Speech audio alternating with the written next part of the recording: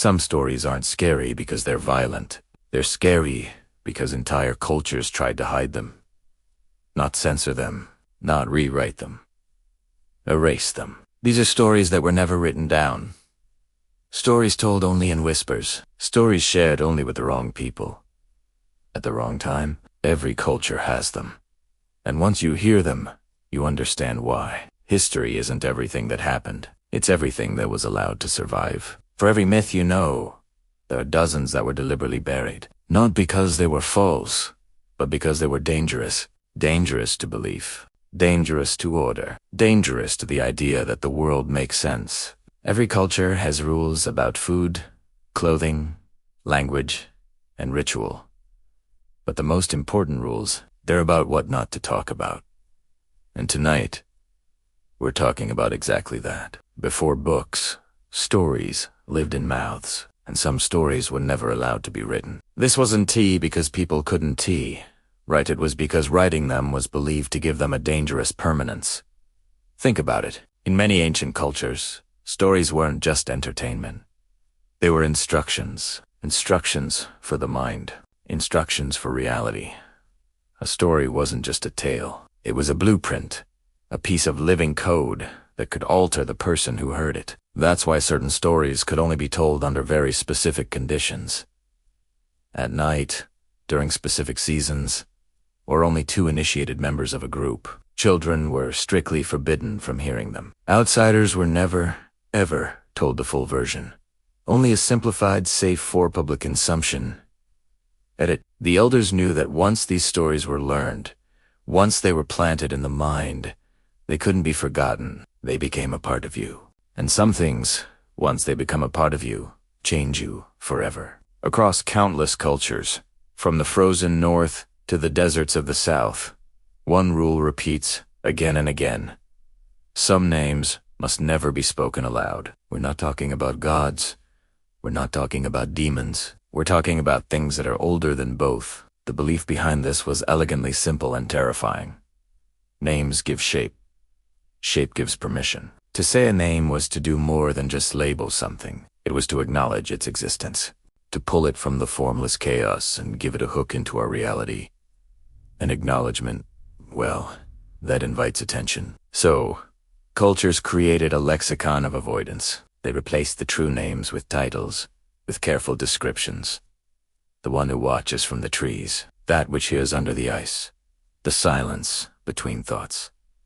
These weren't poetic metaphors. They were practical warnings. They were the verbal equivalent of pointing without looking directly. Because once something knows it's being spoken about, once it hears its name on the wind, it starts to listen, and you do not want it to listen to you.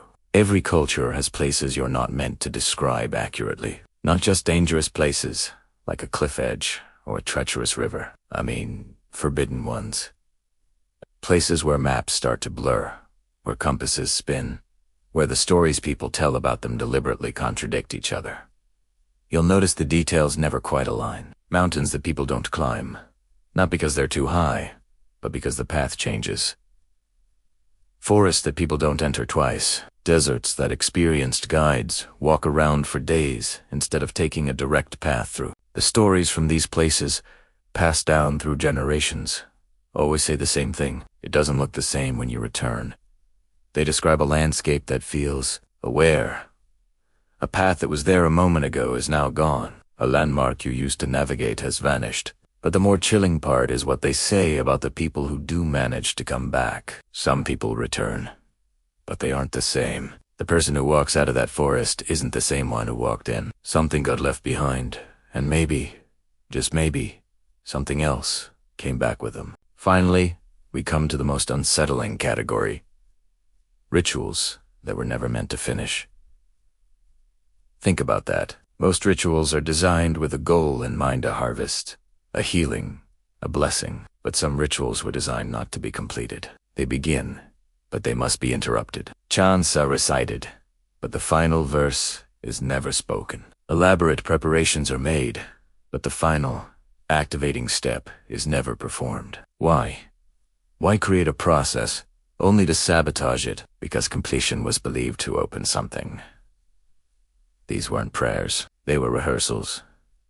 They were a constant practice of walking right up to a locked door, studying the keyhole, feeling the handle, but never, ever turning the key. Cultures learned, probably the hard way, that some doors should never be fully opened. The ritual itself became the warning. The instructions passed down weren't about how to do it, but how to stop. And they always came with a final, stark piece of advice. If you ever see someone trying to finish this, leave. Do not watch. And do your best not to remember. These hidden stories, names, places, and rituals are the cultural immune system of humanity. The forgotten antibodies created to protect us from things we have wisely chosen to forget. But what happens when we start digging them up?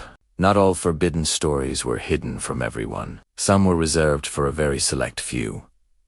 Kings, high priests, or the most revered elders. But these tales weren't meant to empower them with secret knowledge or grant them divine authority. They were meant to burden them. Imagine being a leader and being told stories that revealed the true nature of the world. Stories about how fragile reality actually is, how thin the veil is between order and chaos, and how the entire existence of your people, their world, their very sanity, is held together by nothing more than shared belief. These weren't stories designed to make a leader feel confident and powerful.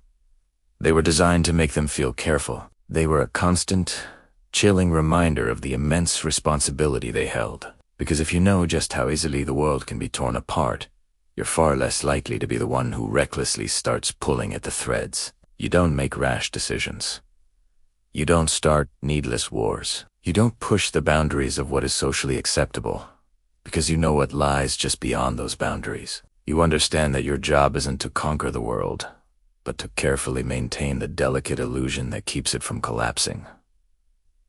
These leaders weren't rulers. They were guardians of a fragile consensus, walking a tightrope over an abyss of nothingness, burdened by the knowledge that one misstep could plunge everyone into the void.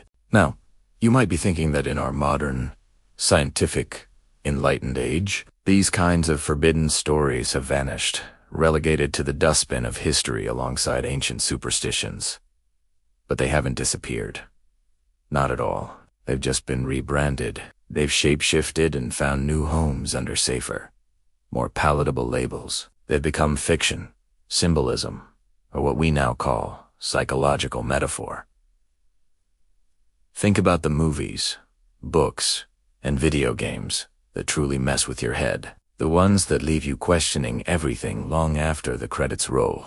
These are the modern vessels for ancient forbidden knowledge. We've created these categories: science fiction, psychological horror, surrealist art to act as a buffer. They allow us to explore these deeply unsettling ideas from a safe distance. The core concepts are still there, just as potent as they ever were. The idea that your identity isn't a fixed, solid thing, but a fragile construct that can be altered or completely erased. The notion that all meaning in your life, everything you hold dear, isn't inherent but is something you and your culture have collectively built. And the most terrifying one of all, the possibility that reality itself isn't objective, but depends entirely on what we believe it to be. Our culture still protects us and itself by hiding these truths in plain sight, disguised as entertainment. They are stories you are absolutely allowed to watch, to consume, to be thrilled by, but you are implicitly, powerfully discouraged from ever taking them seriously. It's a game we all play, pretending the monsters are only on the screen. So what's the real reason these stories were forbidden in the first place? It's a common misconception that they were banned to prevent fear. That's not it. Forbidden stories don't create fear. They dismantle something far more fundamental. Certainty. When you hear a story that suggests the world isn't what it seems, it forces you to question everything. Who am I, really? Why do we follow these specific rules and not others? Is the ground beneath my feet actually solid, or just an idea we all agree on? It peels back the layers of assumption that we wrap around ourselves for comfort. And once that certainty is gone, once the population starts questioning the very foundation of their existence, control becomes impossible. A person who is certain of their place in the world, certain of the rules, and certain of reality, is predictable and easy to govern. A person who has lost that certainty is a wild card. They are unpredictable. They are free. That is why ancient cultures, and even modern ones, didn't ban these stories because they were evil or wicked. They banned them because they were effective. They were effective at liberating the mind from the shackles of consensus reality.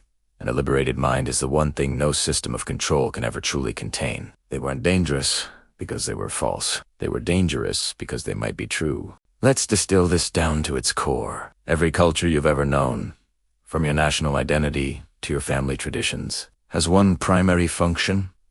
It tells you who you are.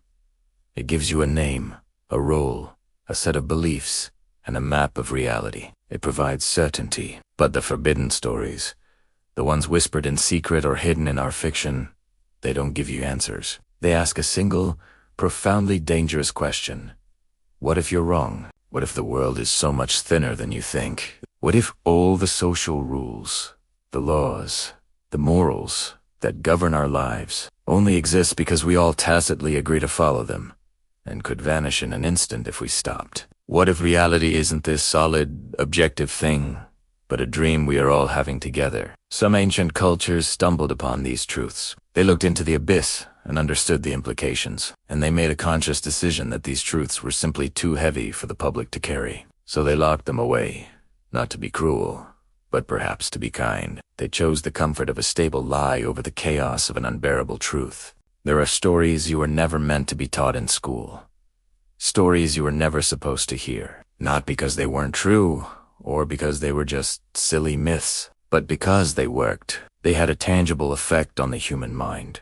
An effect that threatened the stability of the tribe, the kingdom, the empire. The very fact that you are hearing this now, that we can even discuss these ideas so openly, means one of two things. Either the rules that once guarded this knowledge are weakening, crumbling away with time and technology, or something far more unsettling. Maybe there's no one left guarding them anymore. If this exploration made you feel a little uncomfortable, a little unsteady, that's a good sign. It means you were truly listening. Like this video if these ideas are going to stay with you. Subscribe for more deep dives into forbidden knowledge, cultural mysteries, and the kind of psychological horror that feels a little too real. And leave a comment below. Do you think some stories are forbidden for a good reason? To protect US? Or are they hidden because they reveal too much about those in control? Think about it. Because the next story we're going to uncover was one that was never meant to survive. Thanks for watching.